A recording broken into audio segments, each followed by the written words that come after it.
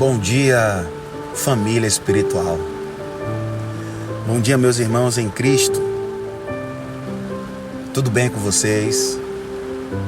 Vamos para mais uma semana de vida.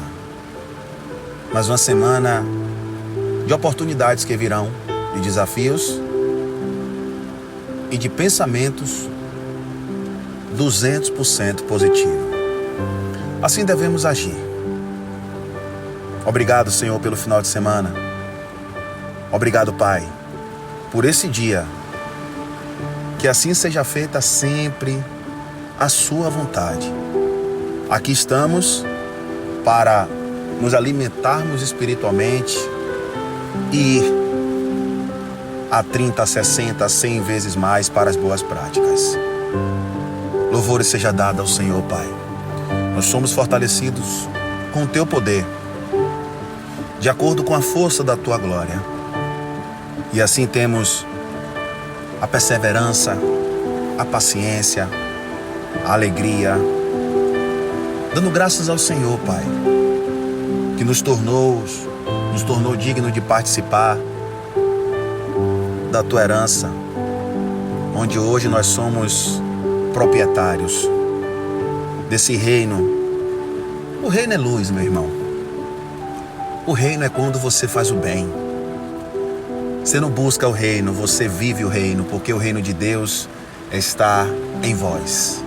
O reino de Deus é o fruto do que Jesus fez no teu ministério terreno. Jesus foi longânimo, benigno, temperança, foi manso, domínio próprio e derramou para todos nós a tua graça. E a fé é dom. Esta fé é quando você exerce no imaginário o que o mundo diz que é impossível aos olhos do mundo. Aos olhos da nossa natureza humana se torna muitas coisas impossíveis. Mas para Deus nada é impossível. Porque a gente sabe que quando entra no campo da impossibilidade, a certeza absoluta é que Ele está trabalhando.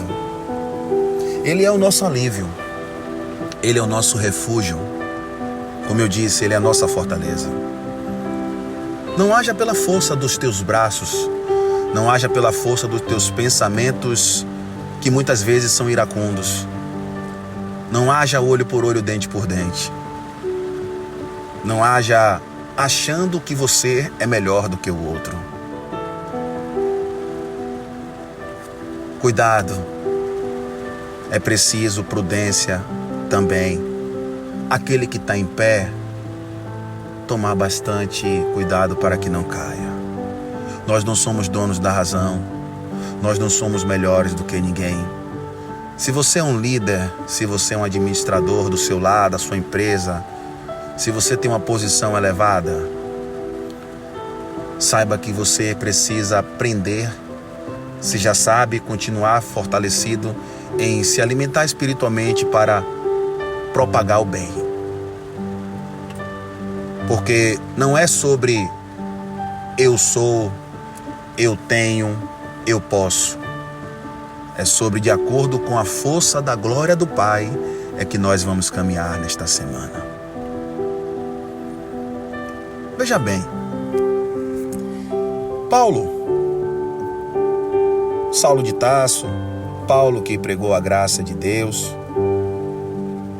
foi dada a ele. Lá em Atos dos Apóstolos, ele começou a ministrar, chamaram ele de tagarela. Ali estava na transição da lei de Moisés para a graça de Deus. E como as cartas dele são as cartas de Romanos a Hebreus, né? Por mais que Hebreus não esteja o autor lá, mas cremos que pela forma que ela está sendo, que ela foi nos apresentada, é a mente de Paulo. Mas o que me chamou a atenção, e nós vamos falar sobre a força, e a nossa força no que tange no plano vertical, não vem de nós, vem de Deus. Você vê que lá em Romanos 12:3, Ele diz que a graça, né, Paulo diz, pela graça que foi me dada, ele vai exortando aos ouvintes dele, por carta, né? E a ele mesmo. Ele diz assim: ninguém tenha de si mesmo um conceito mais elevado do que ter. E ele diz, pelo contrário, tenham vocês um conceito equilibrado, de acordo com a medida da fé que Deus lhe concedeu. Imagina só, você tem um chamado e entende que Deus, é você que vai ministrar a graça, João. É você que eu vou dar as revelações insondáveis, como Paulo disse lá em Coríntios, que ele foi ao terceiro céu, a mente, né? A uma posição elevada na mente, que ele ouviu palavras que não era lícito ao homem falar, né? Que não era palavras inefáveis, que não era capaz de qualquer pessoa ouvir, né? E ele foi ministrando a graça com total humildade. O que eu quero dizer aqui, trazer essa semana, sobre a força de Deus que opera em nós, quando a gente, possa se dizer assim, dar lugar e entende que não é sobre eu conseguir, eu faço, eu posso, eu sou melhor. Eu sou abençoado. Reconhecer e entender que nós não somos melhores do que ninguém é importante. A medida de Deus, ela é única para todos. Observe que Jesus tinha 12 discípulos.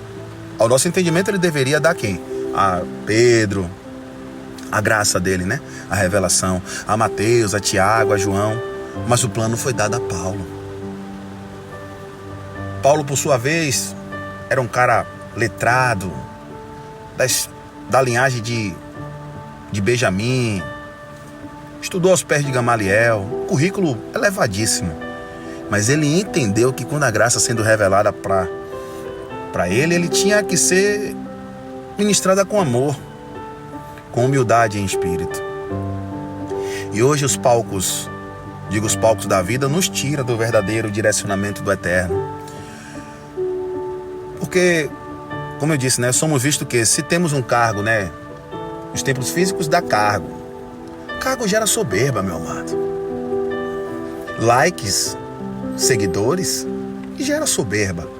Se você não tiver alicerçado como Paulo em humildade e em espírito, ou como qualquer líder que você sente que ele tem humildade em espírito, por mais que ele tenha posição elevada, eu estou trazendo Paulo aqui porque Paulo recebeu a grande revelação da graça de Deus. Ele poderia se achar absurdamente, eu sou o 13º apóstolo e eu que recebi a graça, ele me escolheu, mas não. Ele disse lá em Coríntios que nem o que planta nem o que rega é alguma coisa, mas Deus que dá o crescimento. E como eu disse, os palcos da vida nos tira do verdadeiro direcionamento do eterno, né?